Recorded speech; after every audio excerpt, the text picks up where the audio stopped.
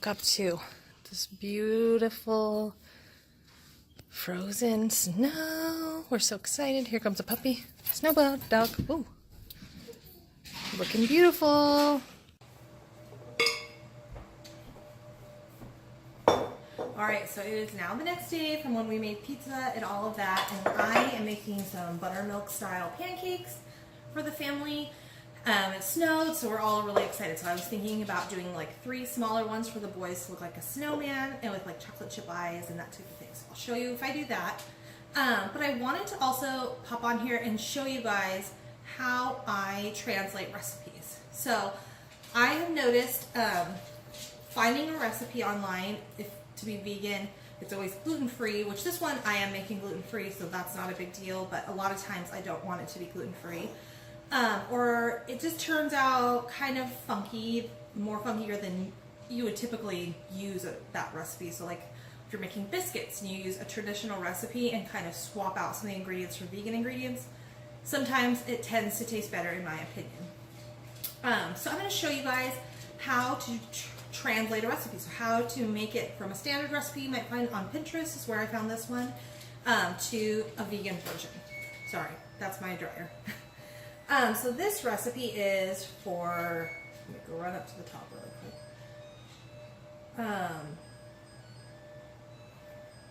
I know it's for buttermilk style pancakes. Classic buttermilk pancakes. Is that my phone? That is your phone, yes. Was it beeping? No, that's the washer. So for this recipe, it calls for standard ingredients that we already know are vegan. Flour. So since I told you I was doing this a gluten-free recipe, I pulled this out. This is the one I'm using today. It is the King Arthur gluten-free measure for measure. I typically use the Bob's Red Mill, but this is what they have at BJ's in a large bag. And I like to keep items in bulk. Maybe I'll do a pantry tour and you guys can see how I stash my bulk items. I also have a pantry in our basement. I grew up in like Midwest, Pacific Northwest, and a lot of people have like 2 pantries, like a root cellar type of thing, or like a zombie apocalypse pantry, I don't know. But anyways, today I'm going to make these gluten-free. So I have that one, and I also have almond flour. You don't need either of these. You can use it with traditional all-purpose flour. Like the bag said, it's measure for measure. So if I needed a cup of all-purpose flour, I would use a cup of this type of flour. Also, almond flour is naturally 1-to-1. The only one that's not is coconut flour is not 1-to-1. So if you're using coconut flour, you'll have to look up how to make an equivalent to an all-purpose flour. Anyway, so I'm using that. I'm also going to change out the sugar. I'm using a coconut sugar. That's just what my family prefers. Well, I prefer for them. So baking powder and baking soda are the same. I do recommend you get a non-aluminum version of those if you are interested in that. That's what we have. Mine are both Bob's Red Mill. Salt, I just use Himalayan salt that I use in all my recipes. Sugar. And then here comes the non-vegan ingredient. So it calls for 2 eggs. So today we're going to make a flax egg. And what a flax egg is you'll just use ground flax meal. I just buy it and store it in this mason jar with a shaker top because I have my kids shaking on different things. They think it's sprinkles. Obviously they don't think it's real sprinkles, but it's kind of fun for them. So for a flax egg, it's 1 tablespoon of, I'm sorry, my dogs are going crazy today for the snow. So you can hear them walking around, shaking, doing all kinds of things. So it's 1 tablespoon of the flax meal to 3 tablespoons of water. So this calls for 2 eggs. So we're going to do 2 tablespoons of flax meal to 6 tablespoons of water. So I'm actually going to go ahead and get that started because that's one of the things that takes just a few minutes. You'll want to just create this and then set it aside. And I'll show you what it looks like when it congeals. That's a nice word. But it kind of almost makes like an egg texture. Let me grab my small whisk over here. So just whisk it together and then set it aside. The next ingredient is buttermilk. So this is pretty easy to make whether you're making it as a vegan version or you're making it as a non-vegan version. You can also do the same thing to make buttermilk. So I'm going to do that again. One of the first things I'm going to do, the recipe calls for 2 cups. I'm going to do the 2-cup measure that they call for.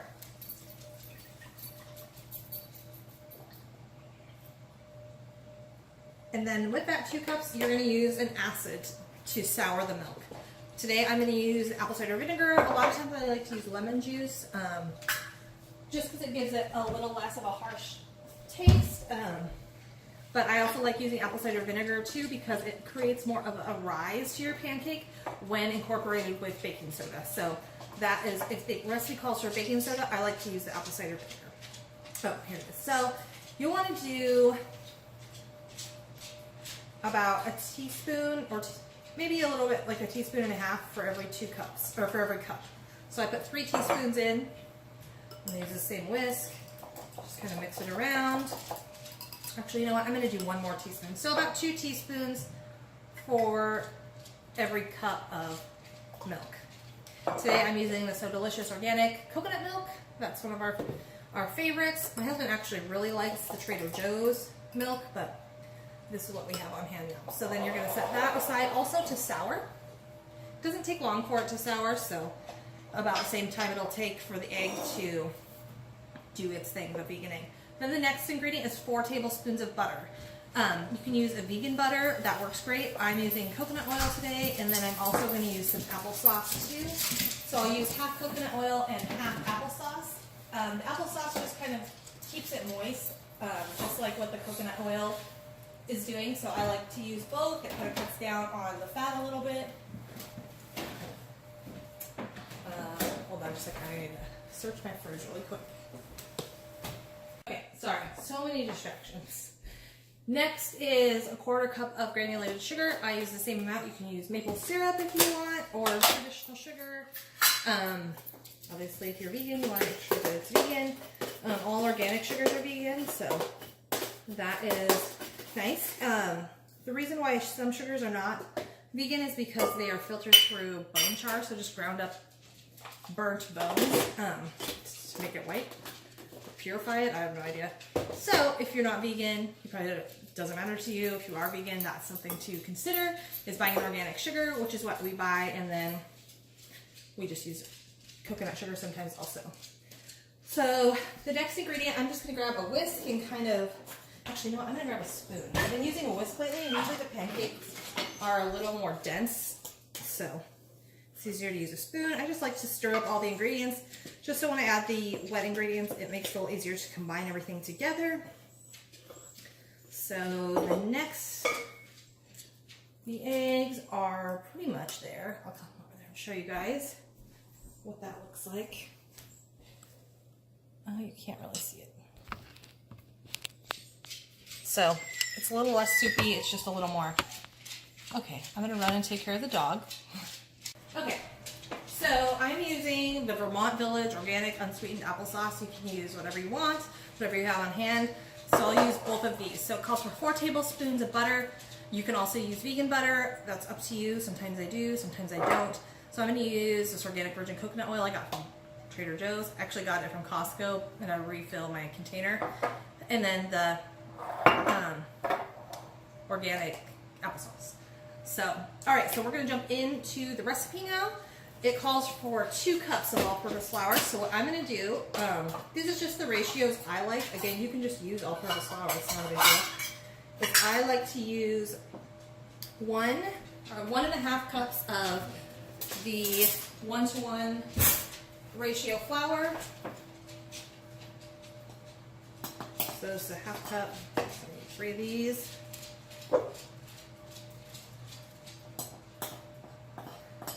I really like these 1-to-1 ratio flours. I think that they turn out really yummy.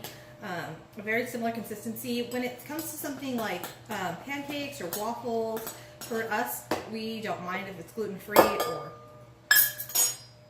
your standard gluten recipe. And then I'm going to do 1/2 cup of almond flour. I just really like the consistency it makes. It gives it kind of a nutty flavor also, which I like.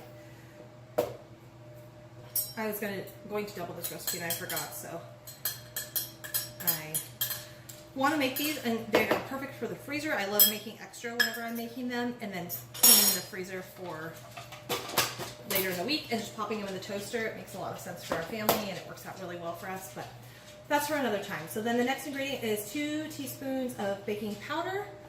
And baking powder and baking soda are different, so don't think like, oh, I don't have one, so I can just use the other. They do have a different molecular structure, and they make your pancakes turn out a lot different. So 2 teaspoons of powder. One creates a rise out, and one creates more of a rise up. So if you don't mind not having one or the other, I would say if you don't have, you need baking powder if the recipe calls for baking powder. You can kind of get away with subbing baking powder for baking soda, but it won't turn out the same. So 1 teaspoon of baking soda, then half a teaspoon of salt,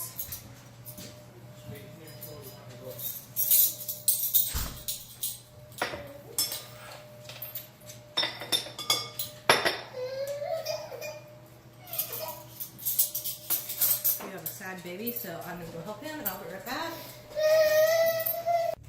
Okay, so sorry about that. I had a random ton of stuff that I had to do. I changed over the laundry, I put kids' mittens on, I dealt with the dogs, so hopefully everyone is okay where they're at right now and they can deal with whatever they're doing. So anyways, I have the mixture. I actually decided to double it real quick, so if you see a little bit more of the ingredients, that's just because I did double it. So instead of the 2 cups, we're having 4, but if you stick with the recipe I'm giving you, it'll be 2 cups. So I'm gonna go ahead and pour the liquid in now. So the milk, plant milk that you guys decided on, that has the acid in it, whatever acid you decided on, and then the flax eggs.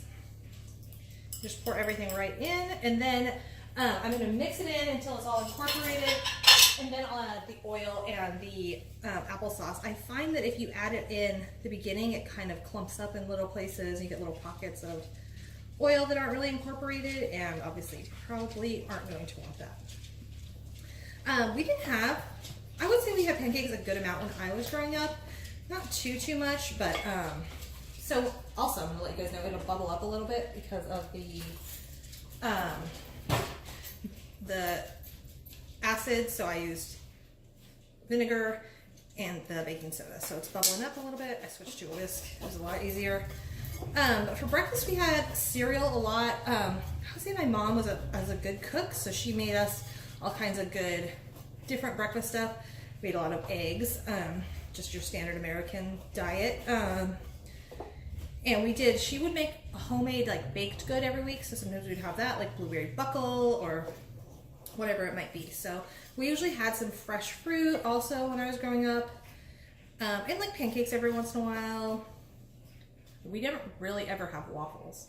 Some biscuits, I remember her making biscuits sometimes, meat products, that type of thing. So anyways, okay, so that's all incorporated, it's all mixed together, and then I'm gonna add the oil. So the recipe calls for 2 tablespoons of oil, or it calls for 4 tablespoons of butter, but we're doing 2 tablespoons of oil, and then 2 tablespoons of the apple sauce.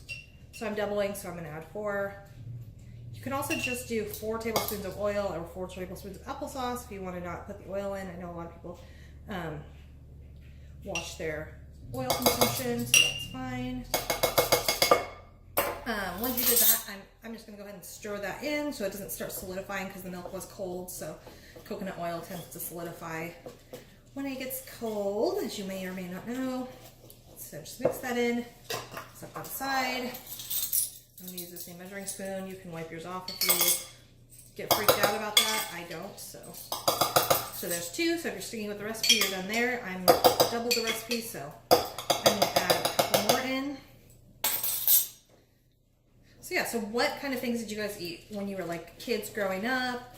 I would say for our staple now as an adult having children, we have pancakes often, waffles often.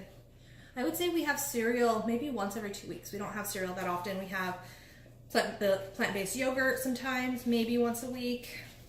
We have avocado toast probably 3 times a week. Tofu scramble, maybe once a week. So today's Sunday, so we're kind of having a larger breakfast, but like I said, I doubled the recipe, so now I can just throw these in my freezer. I can pull them out and put them in the toaster. So I just kind of let this sit. I clean up after myself, set up, I have a griddle pan, so I set up the griddle pan, that type of thing. It's nice for this to set up just for a few minutes before you start portioning them out. Just, it gives, typically if you're using all-purpose flour, the gluten time to get glutinous and get kind of, you know, that bite you get when you eat gluten. This is not gluten, so it doesn't matter, but it kind of gives all the flours and nuts, flours time to absorb the liquid and become more one with the recipe. So I like to set it aside for a few minutes and get cleaned up, get my griddle pan out, that type of thing. So I'm gonna go ahead and do that. A dog needs to go out again, of course. We don't have a dog door, so they just rely on me to let them out I feel like it's like every 5 seconds. We have 3 dogs, so they're always going back and forth to the back door. It drives me crazy, but it is what it is, having dogs. You guys have pets? We just have 3 dogs. We don't have any cats or anything like that. When we are planning on moving to Idaho, we would like to kind of start more of a rescue for animals, so we'll see how that ends up going. We're really hoping that that'll be part of our journey. So yeah, so I'm gonna go ahead and get cleaned up, get my griddle pan out, and then we will start making pancakes. Okay, so I got my griddle pan out. I melted some vegan butter. I like to use a vegan butter for this because it's kind of like what you taste, like on the outside of the pancake. So I do really like the taste of vegan butter. This one is the Earth Balance. I really like this one, and the Miyoko's. Those are my 2 favorites, but Miyoko's was all the way down in the freezer. I'm all the way up here, so this is what we're using today. Also for pancakes, I like to use a portion scoop. This one's about a 1/4 cup. You can get these from Pampered Chef, from restaurant supply stores. You can get them from all kinds of places. So I like to use these. It keeps all the pancakes equal. It doesn't really matter if they're equal, but I like that. So I'm gonna go ahead and portion out all the pancakes onto the griddle. I also recommend if you're gonna get a griddle, I noticed when I was looking at them, they had, this is the larger size, I think it's 24 inches, and then they had like a 16-inch one. But for me, I just think, why would you get the 16? Like, you're always gonna do more. You're not gonna really need a less situation for me, but I don't know. Maybe that's just my family and how we're growing right now. I would just think if you were gonna use a 16-inch one, you could just use a pan, which you can use either way. I just like this. It tends to burn less. You can control the temperature on the side, which you can control the temperature on the grill or the stovetop, obviously. I don't know. It just makes it easier for me. So I go ahead and portion out all the pancakes. I will say if you're using the gluten-free version, they do take a few minutes longer to cook, I've noticed. So just kind of think about that as you're warming them, or heating them, baking them, cooking them, whatever. It's the same thing with you would do with a standard gluten pancake. You just wait till it bubbles on the top and then flip it. Ooh.